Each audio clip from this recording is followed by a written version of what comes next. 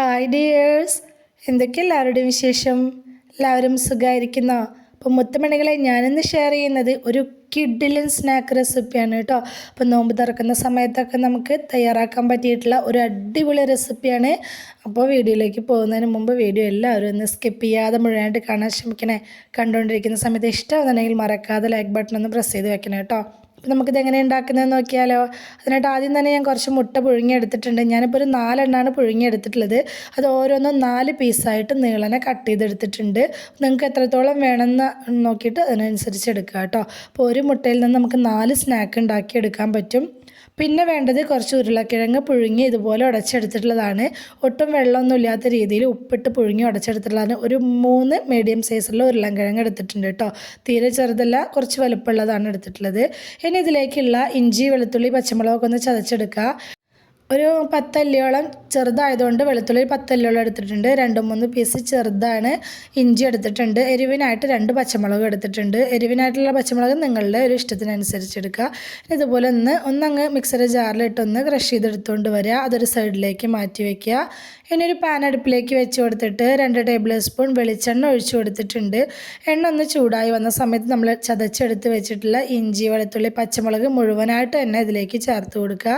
ഇനി ഫ്ലെയിം ഒന്ന് കുറച്ച് വെച്ചിട്ട് നല്ലപോലെ ഈ വെളിച്ചെണ്ണയിൽ കിടന്നിട്ട് ഒന്നങ്ങ് മൂത്ത് വരണം കേട്ടോ. ഒരുപാട് അങ്ങ് കളറൊന്നും ചേഞ്ച് ആവണ്ട, പക്ഷേ ഇതിൻ്റെ ആ പച്ചമണം നല്ല രീതിയിലൊന്ന് പോയി കിട്ടണം. എന്നാൽ മാത്രമാണ് നമ്മുടെ ഈ സ്നാക്ക് നല്ല ടേസ്റ്റ് ഉണ്ടായിരിക്കുള്ളൂ കേട്ടോ. അതിൻ്റെ പച്ചമണം പോയിട്ടില്ല എന്നുണ്ടെങ്കിൽ ആ ഒരു ടേസ്റ്റ് ഇങ്ങനെ മുന്നിലേക്ക് നിൽക്കും. അപ്പോൾ നമ്മുടെ സ്നാക്ക് കഴിക്കുന്ന സമയത്ത് ഒരു ടേസ്റ്റ് ഉണ്ടായിരിക്കില്ല. ഇതപ്പോൾ ഒന്ന് മൂത്ത് വന്നിട്ടുണ്ട്. ഈ സമയത്ത് ഒരു വലിയ സവാള കുനുകുനാന്ന് കട്ട് ചെയ്തിട്ട് ഞാൻ അത് ചേർത്ത് കൊടുത്തിട്ടുണ്ട്. അപ്പോൾ അത്യാവശ്യം കുനുകുന കട്ട് ചെയ്തിട്ട് തന്നെ ചേർക്കാൻ ശ്രമിക്കണം കേട്ടോ. ഈ സ്നാക്ക് ഉണ്ടാക്കിയെടുക്കുന്ന സമയത്ത് നമുക്കിത് ഒരുപാട് വലുപ്പത്തിൽ കട്ട് ചെയ്തെടുത്താൽ ബുദ്ധിമുട്ടായിരിക്കും ഷേപ്പ് ചെയ്തെടുക്കാനൊക്കെ. അപ്പോൾ സവാളയൊക്കെ ഇതിൽ കുറയാതെ ചേർക്കണം കേട്ടോ. ഒരു വലിയ സവാള തന്നെ ചേർത്ത് കൊടുക്കണം. അപ്പോൾ ഞാൻ ഉരുളക്കിഴങ്ങ് ഉപ്പിട്ട് പുഴുങ്ങിയതുകൊണ്ട് തന്നെ ഈ സവാളയിലേക്ക് ആവശ്യമായിട്ടുള്ള വളരെ കുറച്ച് ഉപ്പ് മാത്രം ഇപ്പോൾ ചേർത്ത് കൊടുക്കുക. പോരാന്നുണ്ടെങ്കിൽ നമുക്ക് വീണ്ടും ചേർത്ത് കൊടുക്കുക. എന്നിട്ട് ഇത് നല്ലപോലെ ഒന്ന് വഴറ്റിയെടുക്കുക. സവാള ജസ്റ്റ് ഒന്ന് കളർ മാറി വരുന്ന സമയത്ത് 1/4 ടീസ്പൂൺ മഞ്ഞൾപ്പൊടി ചേർത്ത് കൊടുക്കുന്നുണ്ട്. 1/2 ടീസ്പൂണോളം ഗരം മസാലപ്പൊടി ചേർത്ത് കൊടുക്കുന്നുണ്ട്. പിന്നെ എരിവിനായിട്ട് കുരുമുളക് പൊടി അല്ലെങ്കിൽ ചില്ലി ഫ്ലേക്സ്, ഇതിലേതെങ്കിലും ഒന്ന് ചേർത്ത് കൊടുക്കുക. ഞാനിപ്പോൾ 1/2 ടീസ്പൂൺ ചില്ലി ഫ്ലേക്സാണ് ചേർത്ത് കൊടുത്തിട്ടുള്ളത്.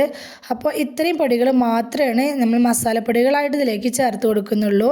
വേറെ പൊടികളൊന്നും ഇതിലേക്ക് ചേർത്ത് കൊടുക്കേണ്ടതില്ല. ഈ പൊടികളുടെയൊക്കെ ഒന്ന് പച്ചമണം പോകുന്നത് വരെ നല്ലപോലെ ഒന്ന് വഴറ്റിയെടുക്കുക. ചില്ലി ഫ്ലേക്സിന് പകരം കുരുമുളക് ക്രഷ് ചെയ്തതും കൂടി ചേർത്ത് കൊടുക്കുക വെച്ചാൽ നല്ല ടേസ്റ്റ് ഉണ്ടായിരിക്കും കേട്ടോ. അപ്പോൾ എരിവിനായിട്ട് ചേർക്കുന്നതൊക്കെ നിങ്ങളുടെ ഒരു ഇഷ്ടത്തിനനുസരിച്ച് ചേർക്കുക. പൊടികളുടെയൊക്കെ പച്ചമണം പോയി വന്ന ശേഷം നമുക്കിതിലേക്ക് നമ്മൾ പൊടിച്ചെടുത്ത് വെച്ചിട്ടുള്ള ഉരുളക്കിഴങ്ങ് മുഴുവനായിട്ട് ചേർത്ത് കൊടുക്കുക. ഉരുളക്കിഴങ്ങ് ചേർത്ത് കൊടുക്കൽ കഴിഞ്ഞിട്ടുണ്ടെങ്കിൽ വീണ്ടും ഇതിലേക്ക് ഒരു പിടിയോളം മല്ലിയില ചേർത്ത് കൊടുക്കുന്നുണ്ട്. ഇത് സ്കിപ്പ് ചെയ്യാതെ തന്നെ ചേർക്കണേ, അപ്പോഴാണ് നമ്മുടെ സ്നാക്ക് കഴിക്കുന്ന സമയത്ത് നല്ല ടേസ്റ്റ് ഉണ്ടാവുക. ഇനി ഈ മസാലയും നമ്മൾ ചേർത്ത് കൊടുത്തിട്ടുള്ള ഉരുളക്കിഴങ്ങും മല്ലിയിലയും കൂടെ നന്നായിട്ടൊന്ന് യോജിച്ച് കിട്ടുന്ന വിധത്തിൽ നന്നായിട്ടൊന്ന് മിക്സാക്കി യോജിപ്പിച്ചെടുക്കണം. ഇതുപോലെ ഒന്ന് പ്രസ് ചെയ്ത് അമർത്തി കൊടുത്തിട്ട് അങ്ങ് മിക്സാക്കി എടുത്താൽ മതി കേട്ടോ. പിന്നെ സബ്സ്ക്രൈബ് ചെയ്യാതെ കാണുന്ന നമ്മുടെ പുതിയ കൂട്ടുകാർ ആരെങ്കിലും നമ്മുടെ വീഡിയോ കാണുന്നവരുണ്ടെങ്കിൽ പ്ലീസ് ഒന്ന് സബ്സ്ക്രൈബ് ചെയ്ത് സപ്പോർട്ട് ചെയ്യണേ. പിന്നെ നമ്മുടെ ചാനലിൽ ഒരുപാട് നല്ല നല്ല സ്നാക്ക് റെസിപ്പീസും ഡ്രിങ്ക്സിൻ്റെ റെസിപ്പീസൊക്കെ ഞാൻ പോസ്റ്റ് ചെയ്തിട്ടുണ്ട്. അപ്പോൾ താല്പര്യമുള്ളവർ അതുകൂടി ഒന്ന് കയറി നോക്കി സപ്പോർട്ട് ചെയ്യണേ. അപ്പോൾ മസാലയൊക്കെ നന്നായിട്ടൊന്ന് മിക്സാക്കി യോജിപ്പിച്ചെടുത്തിട്ടുണ്ട്. ഇനി ഫ്ലെയിം അങ്ങ് ഓഫാക്കി കൊടുക്കുക. ഇനി നമുക്കിതിലേക്ക് ഒരു ചമ്മന്തി തയ്യാറാക്കിയെടുക്കണം. അതിനായിട്ട് ഞാൻ മിക്സിയുടെ ജാറെടുത്ത് വെച്ചിട്ട് ഒരു 3 പിടി തേങ്ങ ചിരവിയത് ചേർത്ത് കൊടുത്തിട്ടുണ്ട്.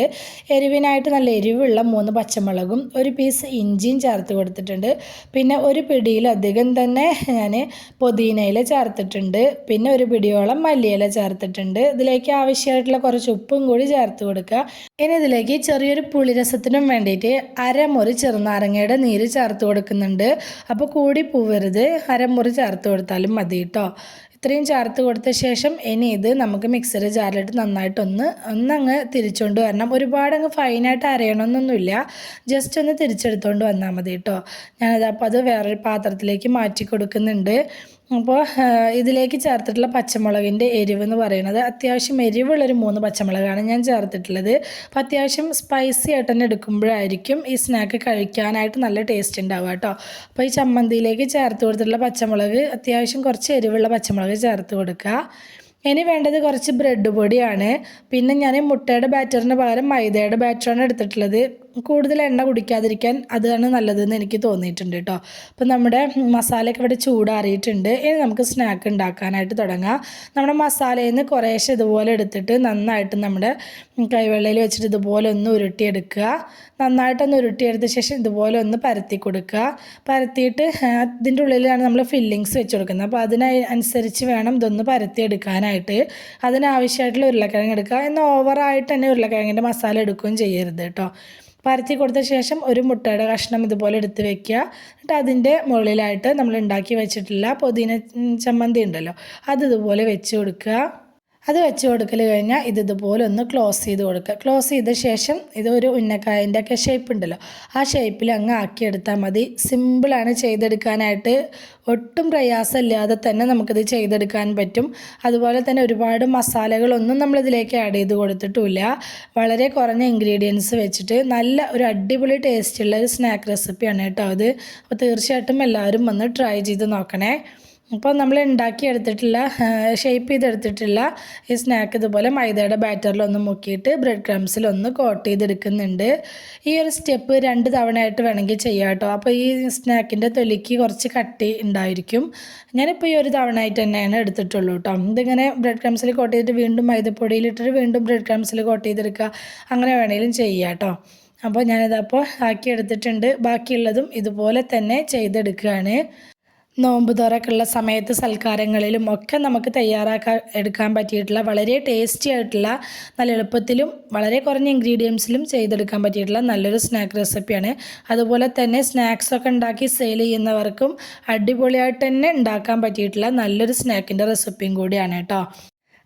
കഴിഞ്ഞ റമദാനിക്ക് നമ്മുടെ ചാനൽ തുടങ്ങിയിട്ടുള്ള സമയമായിരുന്നു. ആ സമയത്ത് ഇതുപോലെ ഞാൻ അടിപൊളിയായിട്ടുള്ള നല്ല സ്നാക്സിൻ്റെയും ഡ്രിങ്ക്സിൻ്റെയും ഒക്കെ റെസിപ്പീസ് നമ്മുടെ ചാനലിൽ പോസ്റ്റ് ചെയ്തിട്ടുണ്ടായിരുന്നു കേട്ടോ.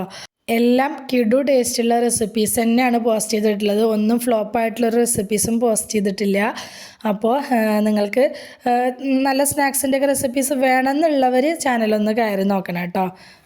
അപ്പോൾ ഞാനിതപ്പോൾ നമ്മുടെ സ്നാക്സ് ഇതുപോലെ മുഴുവനായിട്ട് തന്നെ ചെയ്തെടുത്തിട്ടുണ്ട്. അപ്പോൾ ഒരു മുട്ടയിൽ നിന്ന് തന്നെ 4 സ്നാക്സ് നമുക്ക് ഉണ്ടാക്കിയെടുക്കാനായിട്ട് പറ്റുമേ. അപ്പോൾ ഇനി നമുക്കിതൊന്നുമില്ല, ചൂടായിട്ടുള്ള എണ്ണയിലേക്ക് ഇട്ട് നല്ലപോലെ ഒന്ന് ഫ്രൈ ചെയ്തെടുത്താൽ മാത്രം മതി. അപ്പോൾ അതിനായിട്ട് ഞാനിവിടെ എണ്ണ ചൂടാവാനായിട്ട് വെച്ചിട്ടുണ്ടായിരുന്നു. അതിലേക്ക് നമ്മുടെ ഓരോ സ്നാക്കും ഇട്ട് കൊടുക്കുക. ഹൈ ഫ്ലെയിമിൽ തന്നെ വെച്ചിട്ട് വേണം ഇത് ഫ്രൈ ചെയ്തെടുക്കാനായിട്ട്. ഇതിൻ്റെ ഉള്ളിലുള്ള സംഭവങ്ങളെല്ലാം നമ്മൾ വേവിച്ചെടുത്തിട്ട് ചേർത്തിട്ടുള്ള സംഭവങ്ങളാണല്ലോ. അതുകൊണ്ട് തന്നെ ഇനി അത് വേവാനായിട്ടൊന്നുമില്ല. അപ്പോൾ ഈ പുറം ഭാഗത്തുള്ള ഇത് മാത്രം ഒന്ന് നന്നായിട്ടൊന്ന് ഫ്രൈ ആയി കിട്ടിയാൽ മാത്രം മതി. തിരിച്ചും മറിച്ചൊക്കെ ഇട്ടിട്ട് നല്ലൊരു ബ്രൗൺ കളർ ആവുന്നത് വരെ നമുക്കിതൊന്ന് ഫ്രൈ ചെയ്തെടുക്കാം. ഇതപ്പോൾ ഞാൻ ആദ്യത്തെ ട്രിപ്പ് ഇട്ട് കൊടുത്തതായിട്ടുണ്ട്. അത് എണ്ണയിൽ നിന്ന് കോരി മാറ്റുന്നുണ്ട്. അപ്പോൾ ഫ്ലെയിമിൻ്റെ കാര്യം ശ്രദ്ധിക്കണം. ഫ്ലെയിം വല്ലാതെ കുറച്ച് വെച്ചിട്ടൊക്കെ ഫ്രൈ ചെയ്തെടുക്കാൻ നിന്നിട്ടുണ്ടെങ്കിൽ ഒരുപാട് എണ്ണ കുടിക്കും. അതുപോലെ തന്നെ ഇത് പൊട്ടി പോകാനായിട്ടുള്ള ചാൻസൊക്കെ ഉണ്ട് കേട്ടോ. അപ്പോൾ പൊട്ടിപ്പോയി കഴിഞ്ഞാൽ പിന്നെ നമ്മുടെ എണ്ണയൊക്കെ നാശമായി പോവും. അപ്പോൾ നമ്മൾ വീണ്ടും പൊരിച്ചെടുക്കുന്ന സ്നാക്സൊക്കെ ആകെ ഒരു ഭംഗിയില്ലാണ്ടായി പോകും കേട്ടോ. അപ്പോൾ ഞാനിതപ്പോൾ നമ്മുടെ സ്നാക്സ് മുഴുവനായിട്ട് ഇവിടെ ഫ്രൈ ചെയ്തെടുത്തിട്ടുണ്ട്.